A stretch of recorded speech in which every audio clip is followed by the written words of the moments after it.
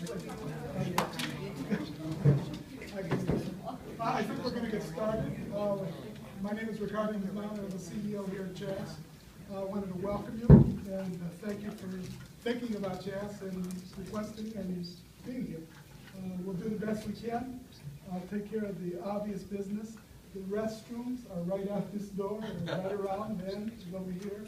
The ladies is over on the back part of that hallway. And we do have some water and some cookies. So please feel free. Again, welcome. Thank you. Thank you. So good evening. Do I need the microphone, guys? No. Yes. Good evening, everyone. My name is Raquel Castaneda-Lopez. I am the city council member for this part of the city of Detroit, District 6. And thank you so much to CHASS for hosting us this evening to have a conversation about the very important issue of jury diversity and why it's important to our communities on a pretty frequent basis. I'd like to start off introducing our panelists for the evening, and just to give you kind of an overview of what the evening will look like, we'll probably do one question for each panelist and then open it up to questions and answers since we have a smaller, more intimate group. Those of you sitting in the last row, if you'd like to take seats in the front, please do so. Like church. It's important. I was an instructor at Wayne State, so I always made my students sit in the front row. If anyone does need translation service for Spanish, Lupe Lara, can you raise your hand? Can come and sit by you and help translate information. Okay. So we should be in and out in a good amount of time. So I will start to my left here. So first introducing Rafael Villarruel, who's a deputy federal defender in the Detroit Federal Defender's Office, where he represents indigent defendants charged with crimes in federal court. So welcome, Rafael. Next to Mr. Villarruel, we have Barbara McQuade, the U.S. Attorney for the Eastern District of Michigan. Her office prosecutes defendants charged with criminal offenses in the federal court. Thank you as well. And Barbara, Ms. McQuade played a major role in bringing us all together this evening, so thank you for coordinating this. To her left, we have Judge Rosen, who many of you may have heard about recently, right? Played an important role in the bankruptcy hearings. So Judge Gerald Rosen is the Chief Judge of the U.S. District Court for the Eastern District of Michigan. He has made improving the diversity of the court's juries one of his top priorities. So thank you for being here as well. And last but not least is Judge Denise Hood. She's a judge of the U.S. District Court for the Eastern District of Michigan and co-chairs the court's Jury Diversity Committee. Previously, she served as judge on the Wayne County Circuit Court. So thank you all so much for being here today.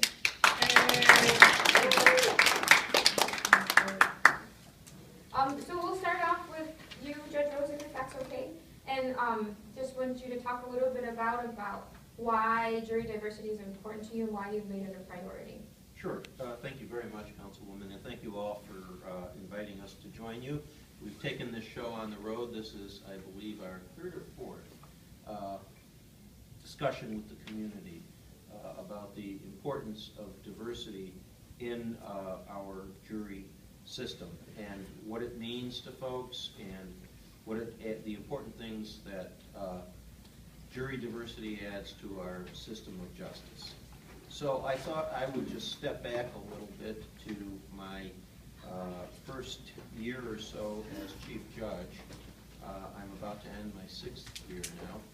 And as the Councilwoman indicated, this was a priority for me to ensure that our juries reflect our community. Why? Because the most basic fundamental notion of jury service is that our juries will reflect our broader community. And that is because in our system, which is unique anywhere in the world, jury service is the most basic concrete manifestation of this continuing experiment in self-government, a government of the people, by the people, for the people.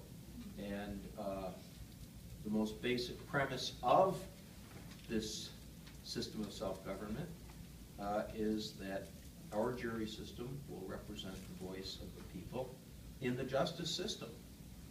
In our system, the prosecutor doesn't charge people with crimes. It's a grand jury that charges people with crimes.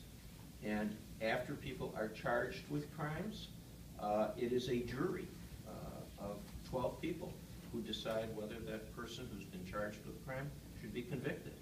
And it's very important to all of us on our bench that our juries represent the people as best we can, ensure that. So that was a priority of mine, and the first thing that I did was to appoint what we called an ad hoc committee, because we really didn't have a committee that was responsible for this, a standing committee.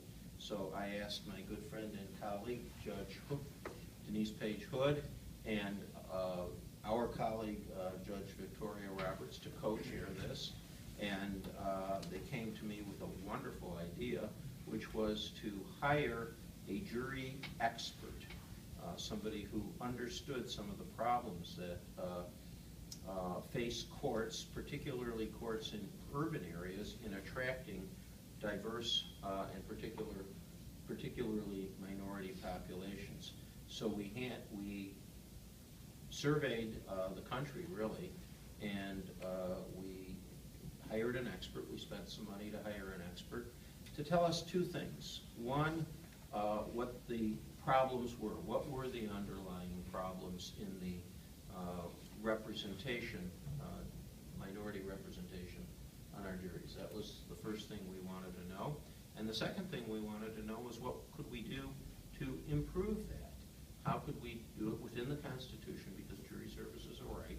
How could we do it within the Constitution to improve representation on our jury panels? We worked very, very hard at this as both Judge Hood's committee and then as a bench. We worked hard on it. And I'm actually very proud of what we have accomplished.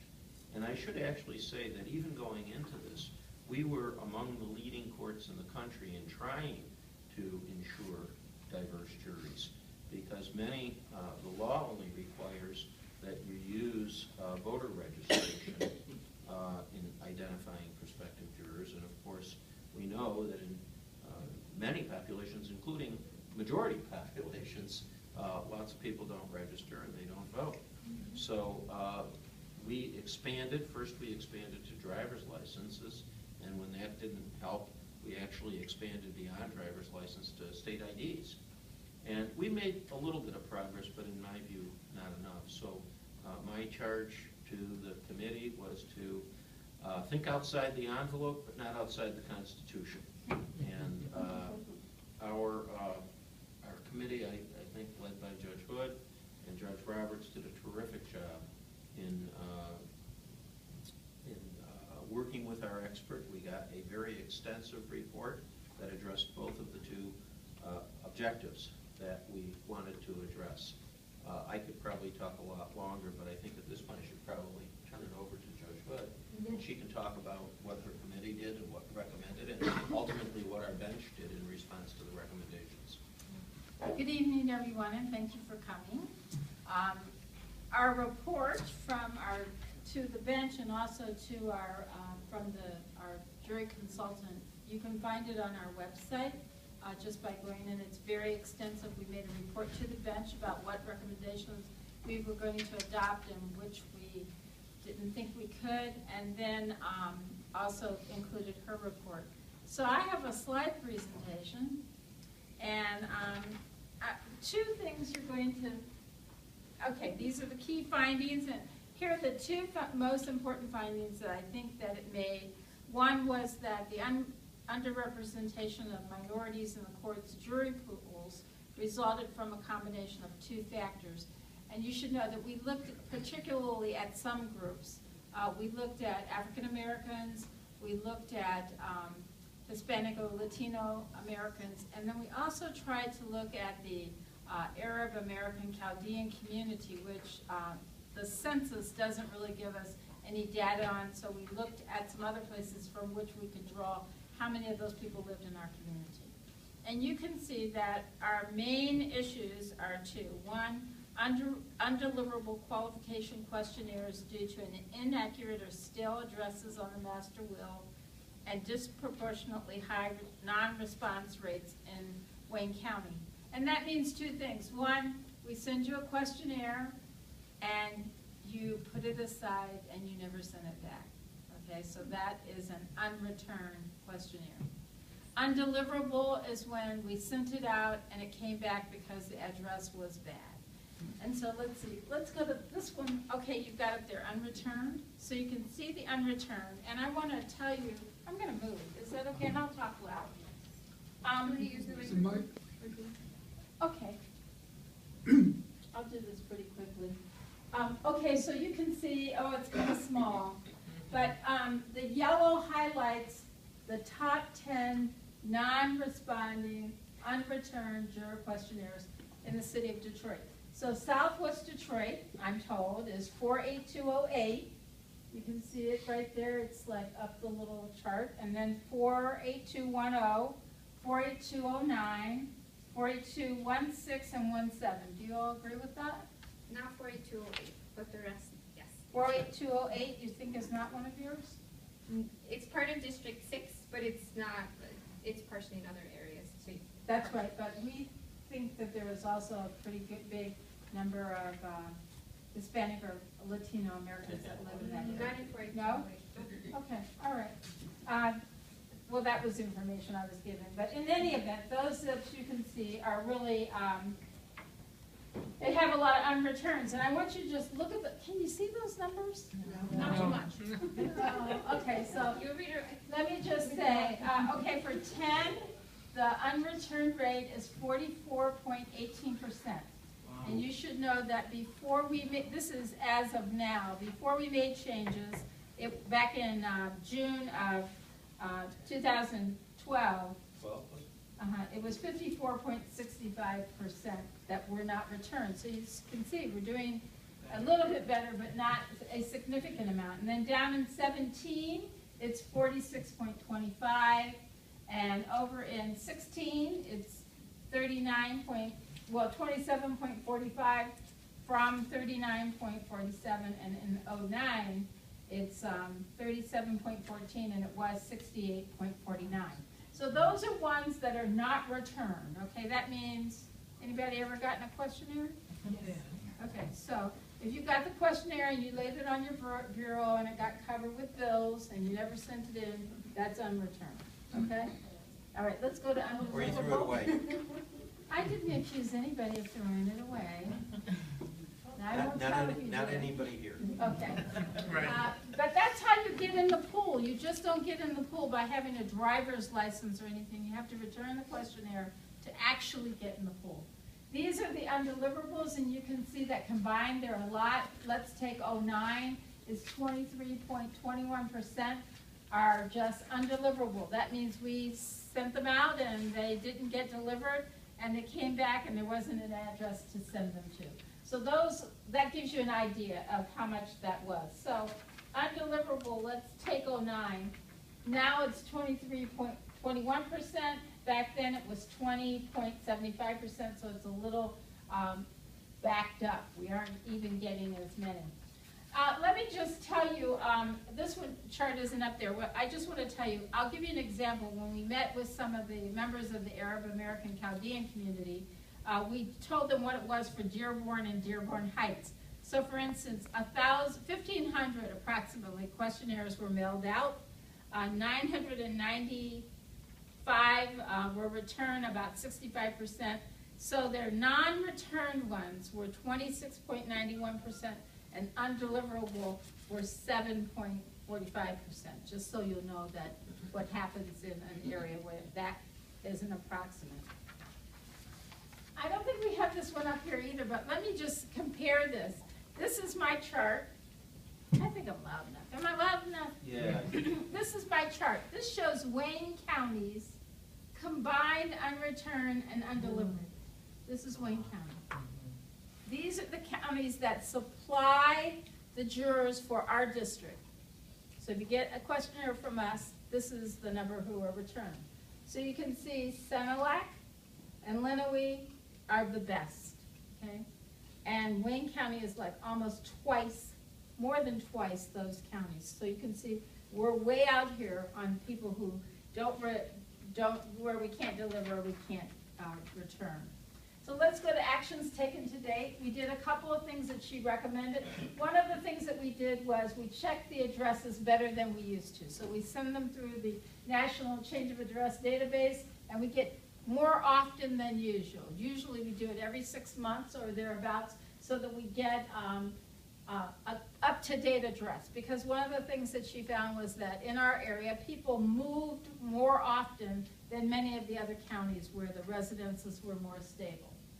And then we changed the default on the merge list, which is the driver's license, the Michigan ID, and the jury list. I'm sorry, the voting list. We used to take the voting list twice. So if my name appeared on the voting list and on a Michigan ID or a driver's license, and the address was different, but everything else was the same, we defaulted to the voter list. And she said, no, people still vote at their mother's residence, and so we should default to the driver's license because you're more likely to update your driver's license than you are your place of voting. And so in addition to that, we increased the number of people we have in the wheel. One of the things that we did early on was maybe all of the minorities have fallen to the bottom of the wheel. You know, just the luck of the draw, they fell to the bottom. And so we said, okay, use up the whole wheel so that we can see if that's true. And it didn't turn out to be true. We got a few more people in, but not what you would expect to make up the difference. Okay, so one of the things we did was increase the number of people that were going to be called in. We have new follow-up. You should know that the judges on my committee, and I'm going to name them so you'll know. Judge Roberts is the co-chair, Judge Cohn, Judge Cleland, Judge Battani, and Judge Ludington. They all said, okay, we need to send a more direct letter to them. And I said, no, we want to encourage people to exercise their constitutional rights and make them feel like it's a good thing to do.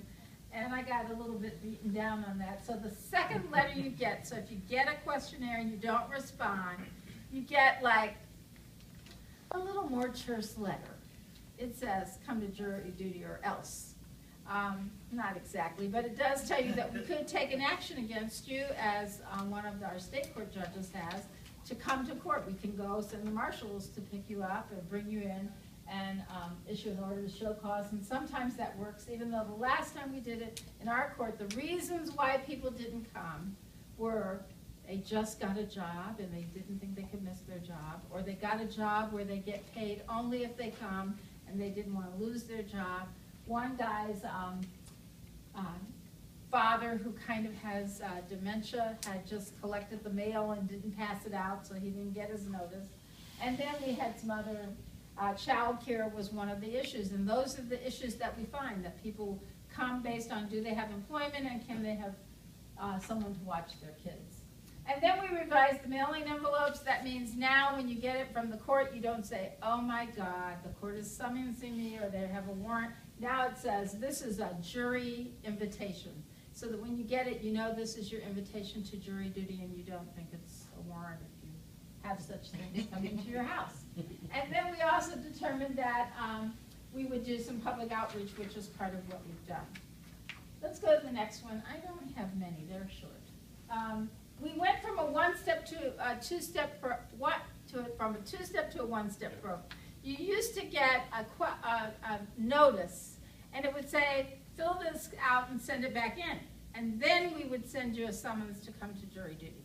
Now it's all one piece, because we think that between the time people got the first notice and the second notice, it was too long, they'd moved, or they figured out we were going to call them and they didn't answer. So now you only get one.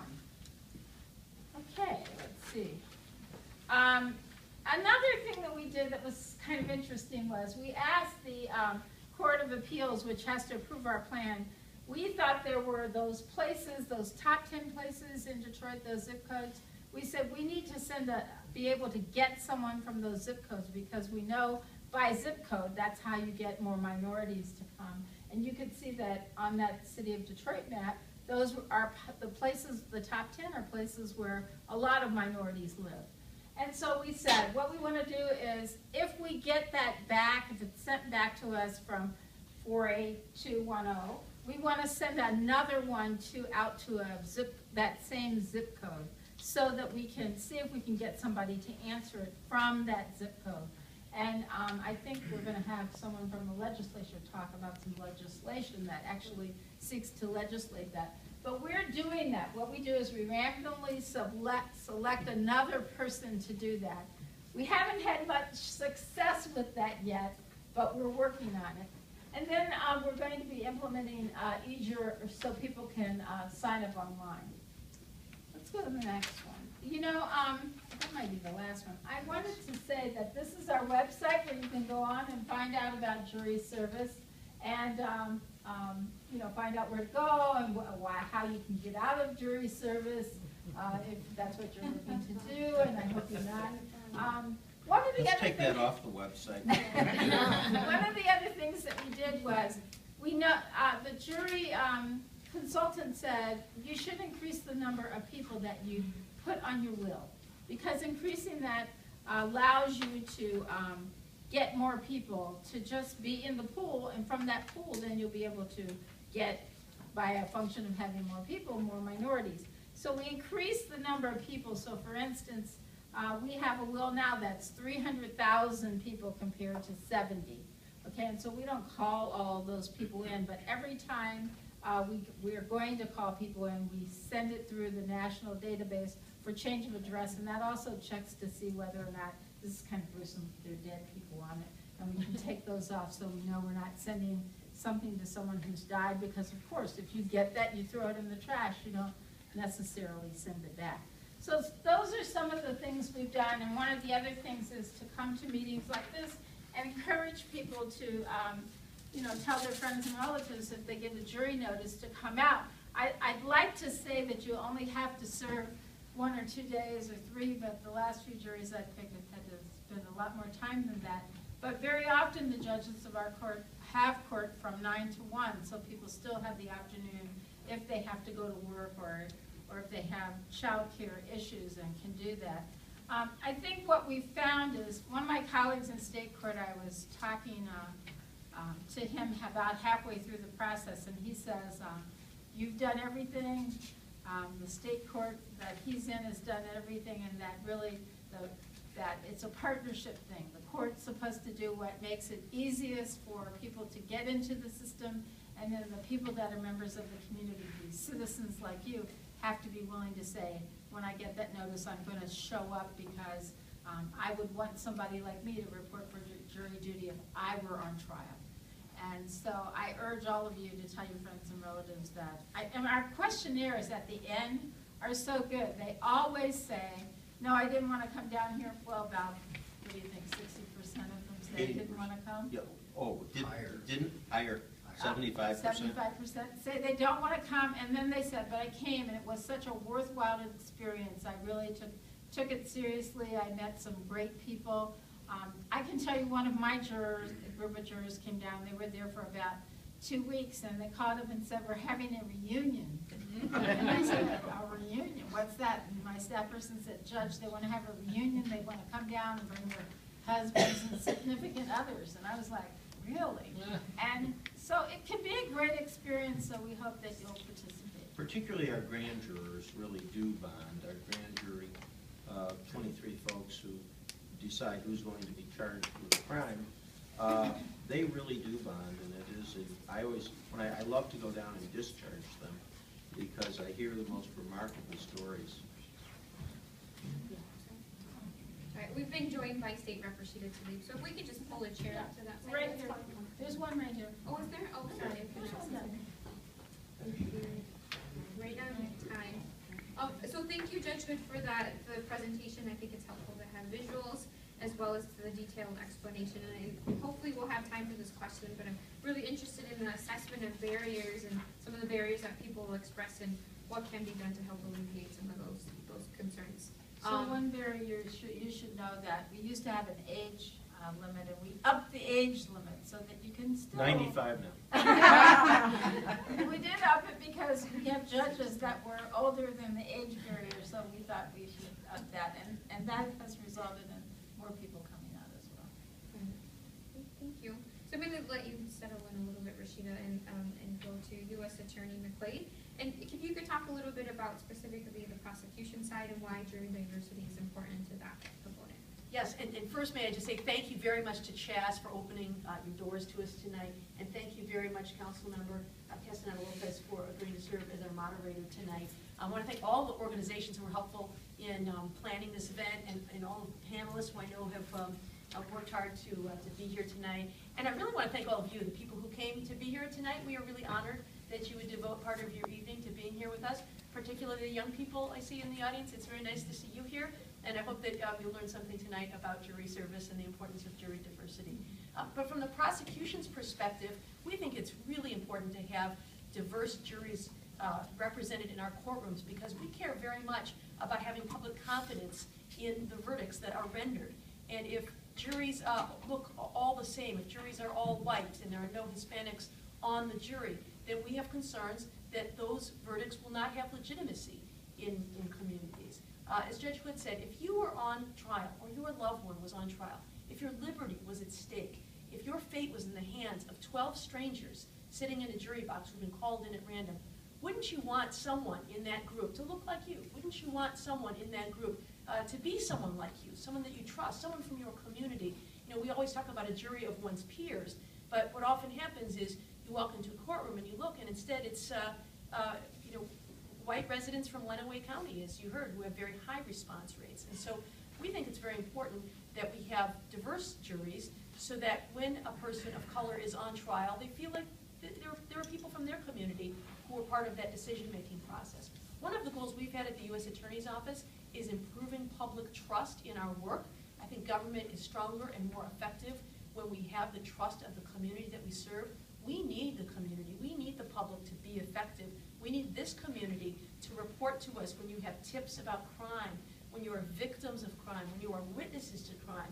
And we realize that you are not going to trust us and share that information we need unless you believe the system is fair, that the system works for everybody, that it has legitimacy and credibility. And a really important part of that is when a verdict is rendered, people feel that it is fair and they have confidence in it. We had a great example, I think, of that when former Detroit Mayor Kwame Kilpatrick was on trial. He was on trial for public corruption in Detroit, and there were some critics who alleged that his prosecution was racially motivated, which I certainly assure you it was not. But one of the things I think that gave the public some confidence is he had a very diverse jury. He had a number of African Americans on that jury. And a very diverse grand jury. And a very diverse grand jury. That charged him with the crime.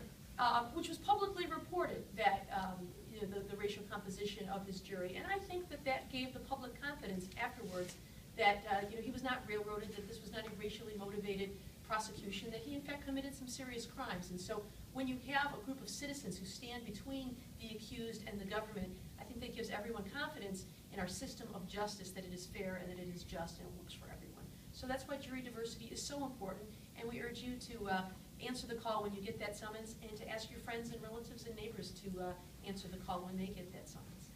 Great, thank you so much. I think, again, it's really important to put ourselves in that situation and think about who we would want to be on the jury if we ever had to go to trial. If we could hear maybe from Mr. Villarruel a little bit from the defending point of view as to why jury diversity is important. Well, thank you. Buenas tardes y bienvenidos. I am a federal defender. My chief is there, Miriam Siefer. Been a trial attorney for 28 years. 2 years I worked doing appellate work at the defender office. And we handle cases from death penalty cases all the way down to simple ticket cases that come out of federal buildings or federal enclaves. So it's very wide and diverse what we do as a law office. And one of the things that I like people to understand is what I educate my son about, who's in college. You have to understand that the law has several steps. When you are someone walking in a public street, or you're in a car and the police stop you for whatever reason, they serve an important function, but sometimes the police may not always get it right. And you have to show respect for their authority, because on the street, they are the law. Whether they're right or wrong, they are the law. They have the resources, they have the guns, they have the authority. So you are in a situation where you have to abide by what they tell you. But then when you get to the actual courthouse, then you are now in a new arena. And that's when I believe the Constitution is really there to protect your rights, because the Constitution guarantees you a lawyer, whether you can afford one, if you can't afford one, or you can always hire your own. And the government has its resources, and they bring those to bear in a prosecution. But one of the things that makes our job difficult is the lack of diversity in our juries, because we have people who are our clients who a lot of time are from minority groups, and they don't have anyone there who understands their background, doesn't understand their situation. And when they tell us, hey, the police did this to me, they didn't read me my rights, they beat me down, or there were 4 of us in a car, and I didn't know the gun was there, and probably brought in by one of the people in the back seat, but the officer ran our names, and I'm the one that had an outstanding warrant, so all of a sudden the gun was mine. You are the people who, when you're selected as jurors, you decide the credibility of the witnesses. You decide who's believable, whether the police are to be believed or not. When we have mostly white jurors, from the suburbs, they give a great weight to what police officers say, to what government officials say. They almost always believe them over our clients or over your neighbors or over people from the community. They just don't believe you. They rather believe that the police are always right, the police never tell a lie. And we know from our experiences growing up in Southwest Detroit, attending, the different schools here, that that's not always the case. A couple of years ago, I got involved with immigrant rights because Border Patrol was going to the Catholic churches and waiting outside and trying to arrest people who they assumed were undocumented. Well, you're targeting a group of people based on race, not on any probable cause, which is what the law requires, but based on what your belief is, because you already have a set of prejudged beliefs. In 2006, it was reported in the New York Times today, there was a group of Ecuadorian immigrants who lived in Danbury, Connecticut, a very rich part of Connecticut. And they would be day laborers who would gather at this park hoping that they would get work. Well, the people in power there decided that they were a problem. They didn't want all these immigrants in their community. So they started enforcing the housing code and other ways to get rid of these immigrants. They went to ICE and said, we want you to come and enforce the laws more stringent in our community. They went to the governor and said, sign this agreement with the feds so that our local police can enforce immigration laws, the federal laws. The governor said no. So then they got this bright idea, sending an undercover officer to be a construction boss. And he pulled up in his vehicle and waved in these workers to come do day labor. He took them from the park, where he picked them up, to another area where there were 5 or 6 agents and other police officers waiting for them. Arrested them right there. No probable cause, no indication that they were illegal, just because they were Hispanic, Latinos. Now, they put them in removal proceedings. They filed a motion to suppress, and a decision by the circuit court, 2-1, with a good dissent, said it's not egregious enough. You didn't prove that they were targeting you based on race. There's not enough there. These are the reasons we want you on our juries, because you know about the language issues. You know about the cultural issues. You know that the police don't always get it right. If you're there, you can bring that into the jury pool when you are answering questions before they even put you in that group of potential jurors. And also, if you deliberate, you can add your view of the world. And all it takes is one person to decide, hey, I didn't believe that officer. He's not guilty. And if you hang the jury, they have to retry him or dismiss the prosecution. And sometimes that one person is the one who really believed the defendant and got it right. It's very, very important. Why is it important to me? Because I'm Mexican, and I don't see Mexicans on my juries. And the few times I do see them, with all due respect to Ms. McQuade and her philosophy, the prosecutors tend to kick them off the jury. Not all the time, but enough of them do that we don't see them. So if you can, get the word out to your friends and family. It's an important part of being a citizen, and it also helps your community. And if you believe that your community needs to enforce the law strong, you get to voice that as well. If you feel your community is being preyed upon by gangs, and you happen to be sitting on a jury, you get to input on what you feel once you listen to the facts and follow the judge's instruction. That's legitimate as well. But have a voice. If you don't have a voice, then you're mute. Thank you for that very powerful.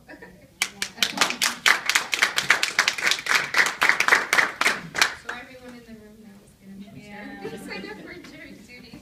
Last but not least, I want to introduce State Representative Rashida Tlaib, who represents the 6th District at the state level and has done 6 years wonderful service for the Southwest Detroit community. So, Rashida, if you can talk a little bit about the legislation that you introduced at the state level and the implications of that. Sure. Well, thanks for everyone for being here. I think this is a really important issue. Sometimes we shy away from things that we don't directly see or impact us directly right away because it's not our relative or so forth, but it eventually is like kind of a slippery slope, and it will hit home. And I've seen it happen to so many of my residents unexpectedly. I know as an Arab American, I want Arabs on the jury because they'll know when we use our hand, we're not being aggressive. We just tend to use our hands, and we tend to be a little bit more emphasis on our words than very lot of passion, right? My grandmother, you would think she was trying to assault everybody in the neighborhood. But anyways, Must be like my grandma. So, but House Bill, it's House Bill 5820 this year, and it's been introduced by Brian Banks. It's the same bill I introduced in 2009 and 10 session. But it's about the process in jury selection, and it amends the current act, and it says instead of just working from the ID and driver's license database, that we include voter lists and we include taxpayers, so that it's a much larger pool. Especially now, as you probably all know, the scrutiny, and it's not just undocumented, but the scrutiny in getting IDs and driver's license today is so high. You need 6 different documents. This was this whole movement back when I was an organizer in 2007 called the National ID Program, the Real ID Program. So even my homeless, my refugees at Freedom House, some of my really, really low-income seniors, undocumented, you'd be surprised how hard it is to, many of you are nodding your heads because you have clients or others, or social workers you know, to get an ID in Michigan right now. It's very difficult. So you're not going to get low-income families. You're not going to get diverse families in there because they can't get access to an ID, because they can't come up with the 2-photo IDs. They can't come up with all these documentation. So allowing us to expand it to the voter list and expand it to taxpayers. I'll tell you, my residents pay taxes. They come in, even if they don't pay taxes, they come in for the homestead. They come in for the EITC. A lot of us help them fill out those forms. And so it helps really diversify and expand the list. The bill would also require county juror boards to ensure that the jury lists reflect representation from all zip codes. So the zip code model is something that is what I've heard experts say it's really, really important to show accurate reflection of the community that this person's being tried in. The bill also, which is a really good thing, this is it might not be related exactly, but the bill would also raise the rate for travel. Right now it's 10 cents. It's been 10 cents per mile for I don't know how long. Yeah, and now we want to raise it to 22 cents. You should know there's a jury compensation fund in the judiciary budget. And literally, actually that's where I got the money for the community court, because it just doesn't get spent. So I was like, we have money here. But this is money that gets rejuvenated every year, and it sits there, and it's sometimes between, I've seen it between $3 to $6 million, and it keeps getting up there because the way the fund is, it's a restricted fund, we're just not spending enough of it, and we haven't had an increase in years. I mean, it's way, way past an increase. I'll tell you, my cousin, Hanan, was just on a jury recently. She loved it, by the way. Oh my God. She goes, Rashida was so, I learned so much. I think it was, no, it was at the, yeah. And it was so much fun. It dealt with like a rape. I was like, wow, it was really emotional. But one of the things that she said is, you know, there was a guy there who's like, oh my God, the 10 cents. And, you know, you can, in some jobs, she was lucky that her job actually paid for her to do it. But this guy was like, I'm so glad they didn't pick me for the Bashara case because I'd be in foreclosure because it would be longer than the 1 week period. So I know 22 cents might not seem a lot, but it is doubling what we have today, and I think that really does help. Not necessarily directly jury diversification, but it does help. The legislation would also allow court cases to be juried by, basically the whole goal of it is to have cross-section of the community on the juror. Now, you should know this is in a committee, judiciary committee now.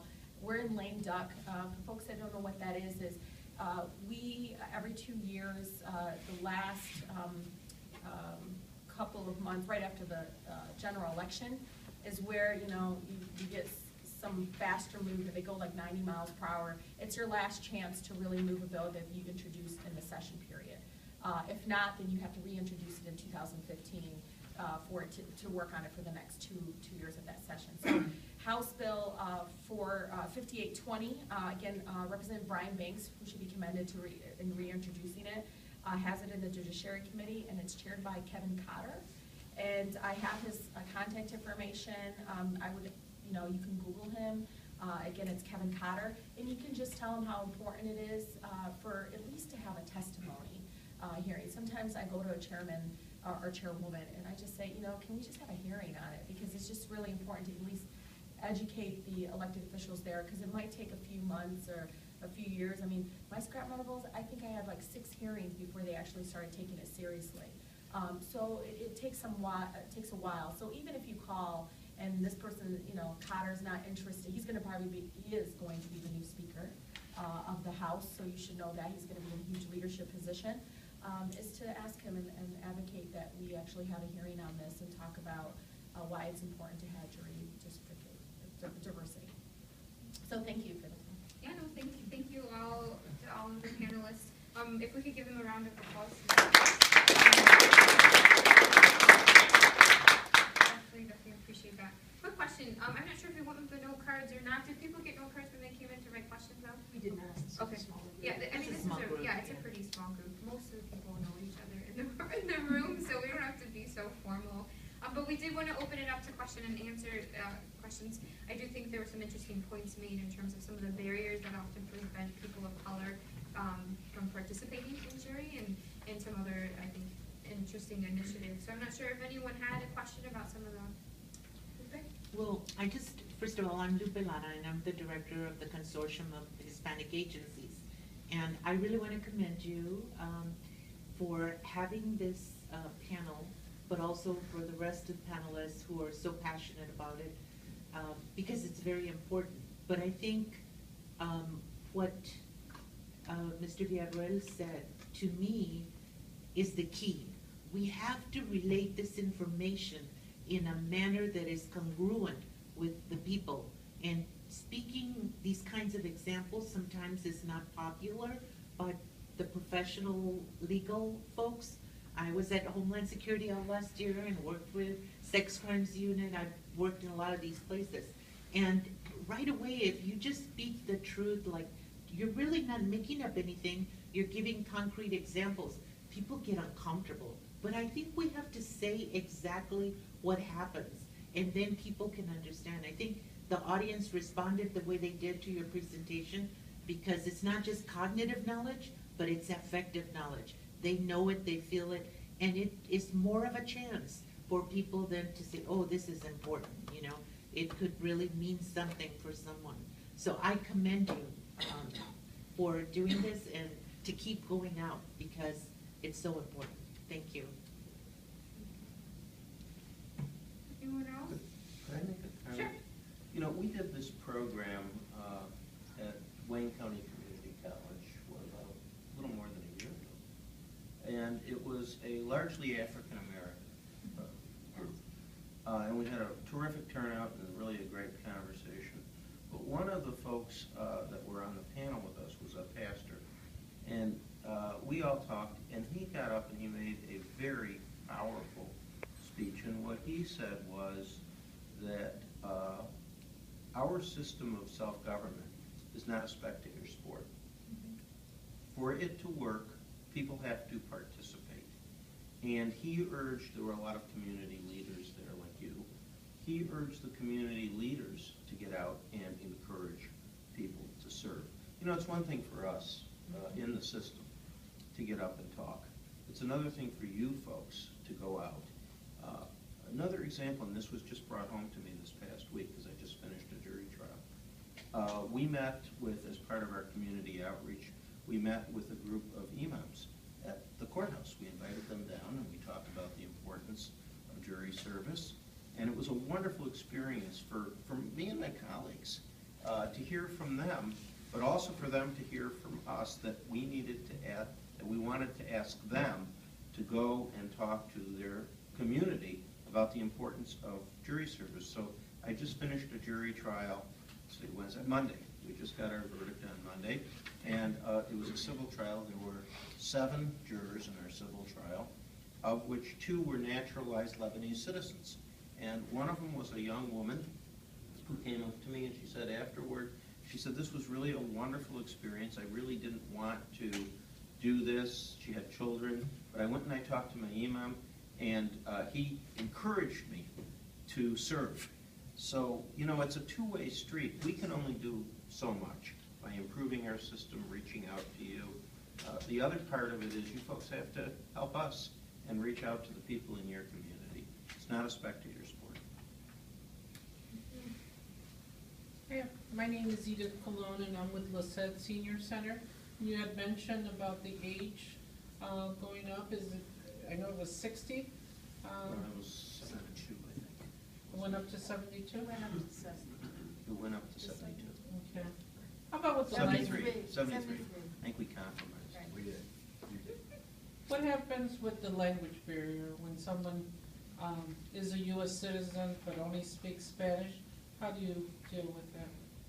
Well, we had that in the last trial. One of these 2 Lebanese folks, he was kind of interesting. He said at the beginning during voir dire that he didn't really feel comfortable because he didn't speak all that well, and he didn't want to have to rely on other folks. I don't know if you do, but I allow jurors to ask questions. He asked 2 of the most, I thought, insightful questions that really helped all of us understand. And he spoke just fine. And, you know, some folks who think they don't speak well enough maybe feel like they can't participate. Maybe they're a little self-conscious about their... He did just fine.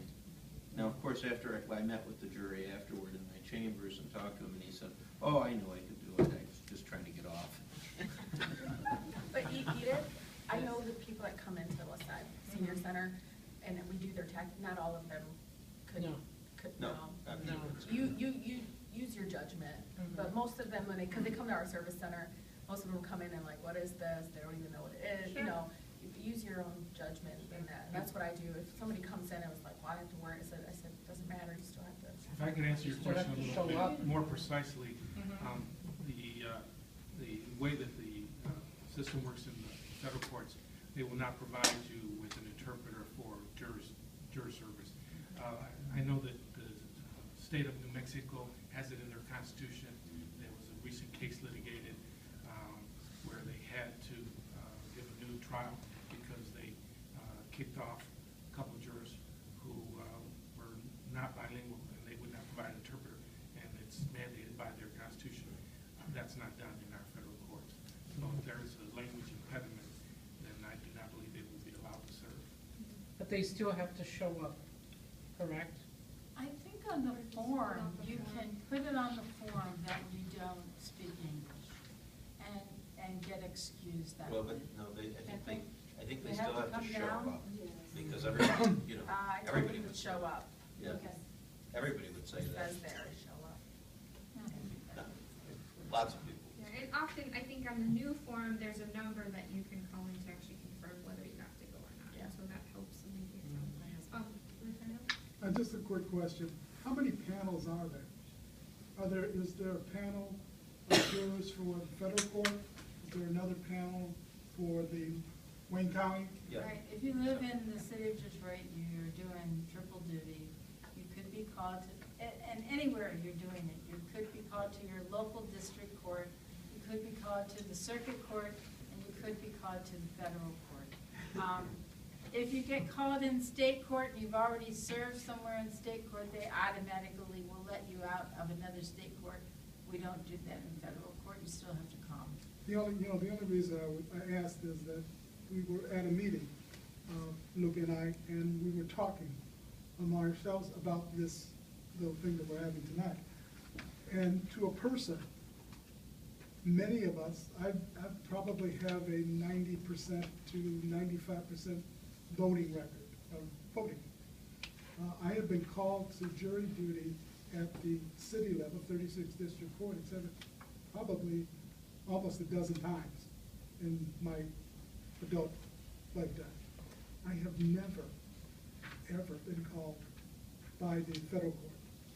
There's a good reason for that. Tell me. The reason is, in your city court, there are far fewer people Mhm. to draw from, whereas in the federal court, we have a much, much, much broader, larger universe of people to call from. So your chances of getting called to federal court are far less. 6 million people in the Eastern District of Michigan. A little So- more. And so, if you get called to our district court, we call jurors from Jackson County, Lenawee, Macomb, Monroe, Oakland, St. Clair, Sanilac, Washtenaw. I mean, you're doing 9 counties, so your I guess chance I of the understand luck that. of the draw is really small. I've never been called to federal court either, but I've been called to all the other ones. Although I had a gentleman that appeared in my last group You've that never- had been to federal court, not any court? I wish they would. Yeah, I was recently called. You're on the They no didn't- juror list. Well, you should know that. I think your judges really put their money where their mouth is. I went over to serve jury duty. Actually, I had a trial and the jury was deliberating. I went over and took the chance of being actually selected at, I was called to Wayne County Circuit Court, and when I was sitting there and my name got called to go to a courtroom, Judge Parker, one of our newest judges, was sitting in the same jury room, and I went over to her and I said, gee, they've got 2 federal judges today, what the luck of the draw. But we had that at our Wayne County Community College session. There were people that I think were really upset. I've been here 40 years and I've never been called to federal court and all the other courts, but it's just a much larger pool of people, and your chances of getting drawn are just not that. Judge Taylor, when she was chief judge, actually served on a jury. Yeah, that's Yeah, right. She served on a jury. Any more questions? Extending the thought or this conversation a tad more, if the intent that you're trying to pursue is to increase the amount of minority groups, wouldn't it be worthwhile to determine if the pool needs to be somewhat different? Because I think that at the beginning of the conversation, the impression you had was that the people weren't willing to serve, yet this is a good example of minority people who have served when called, but they haven't been called. So if for whatever reason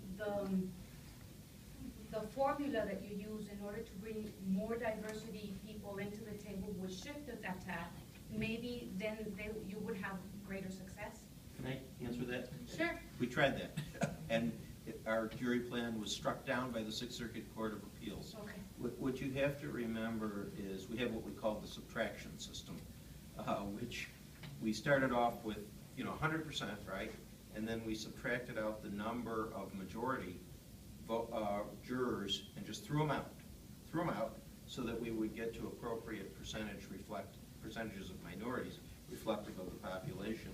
And the Sixth Circuit Court of Appeals said in a case called O'Valley that was unconstitutional because the majority voters were being deprived of their right to serve on a jury. So what we've done is, because those folks who were just thrown out were deprived of their right. Some would look at it like a right, but it is a right. It is a right. So what we have done is, as Judge Hood said, we've sort of tried to flood the zone. If we get returns or if we get non-deliverables, we then send back summonses to the same zip code. And in that way, we're hoping to improve. I would just say we're making progress. We're way ahead, way ahead of all of the other federal districts of the country. In fact, I went down 2 years ago we had a program down in Florida on reforms for jury service, and they asked me to go. I think they asked Judge Hood first, but she wasn't able to go. So I went down, and we were lauded as the district that is the most sort of ahead of the curve in the country in terms of outreach to minority communities and trying to increase minority representation. I don't say that as a pat on the back, but only this is really a problem, and it requires folks in the minority community, as this black pastor said at Wayne County Community College, to also participate. You know, part of this legislation that's being presented is to include the income tax roll and to match it, because that's probably even better than your driver's license. And but there was some pushback from the state from that. The U.S. Attorney's Office was helpful in saying, we'll go to bat for you if you want to do that. But if they pass that, we're probably going to jump right on that. We are. Because we haven't been able to do that. We think that's a good source of names. The consultant also said, get names from other places, like utilities and the like. But what we found from other districts was, after a certain amount, it doesn't generate new people. And you keep getting the same people, and it's really not money-wise worth it. But our process, you know, I don't know if it will work, but it's at least one that we're trying, which is we know that the zip code really generally reflects a certain dynamic, a certain demographic, and if people really do, the second person comes in, that could be really helpful. It doesn't always work because, you know, some of our zip codes are really, you know, the people who live there are scarce. Some of the ones on the east side, they're just many streets where there just aren't addresses in. And by the way, in response to what Rashida said about increasing the mileage, we pay 55 cents a mile. All the feds do, that's nice. 55 cents a mile. We're at So 10 cents. maybe Judge. hope to get a jury summons to federal court.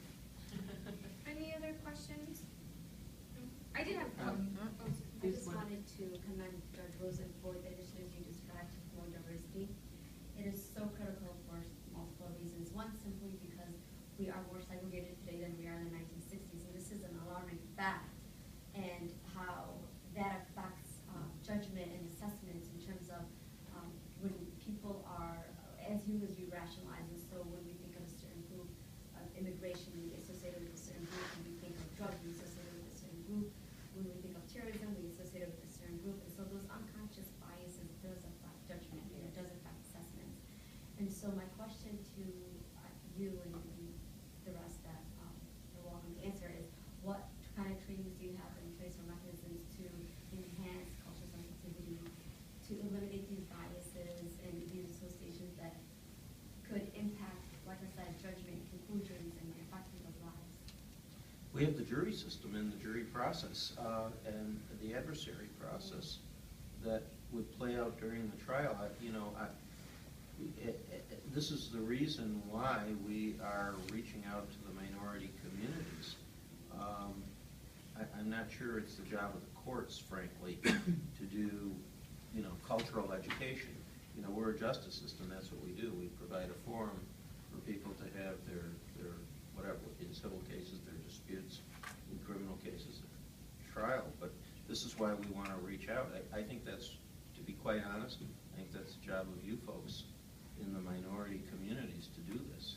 And then in the executive branch, we have a slightly different responsibility for our own people. I'm part of a racial disparities working group that Attorney General Holder has put together to examine the kind of implicit biases that you're talking about. I mean, one of the things that we have seen since the Supreme Court ruled in the Booker case, which made the sentencing guidelines no longer mandatory, is a return to disparities based on race. We're seeing higher sentences for African American and Hispanic defendants, for example. So what are we doing about that? We're trying to do some training within our own offices just to recognize those implicit biases that we all have. You know, I think everyone in my office works very hard to act in good faith and treat everyone fairly, but nonetheless, we all have our world experiences and our life's experiences, and that may bring with it some implicit biases or disparate impact on certain groups. if we're charging a certain crime, is that going to have an unfair impact on certain groups because of where they live, or because of immigrant populations. So that is something that we are taking very seriously at the Justice Department, trying to do some things. We have also had cultural awareness training. We've had training on dealing with Arab American and Muslim community members to make sure that we're dealing with them sensitively. And it is very important in law enforcement, I think, to train people that just because someone doesn't make eye contact with you, for example, may not mean that someone is suspicious, which maybe traditionally we are trained to do, but perhaps in someone else's culture, it is a sign of respect that someone does not make eye contact. So I think those kinds of trainings are really important for us on the law enforcement side to make sure that we're doing our jobs effectively.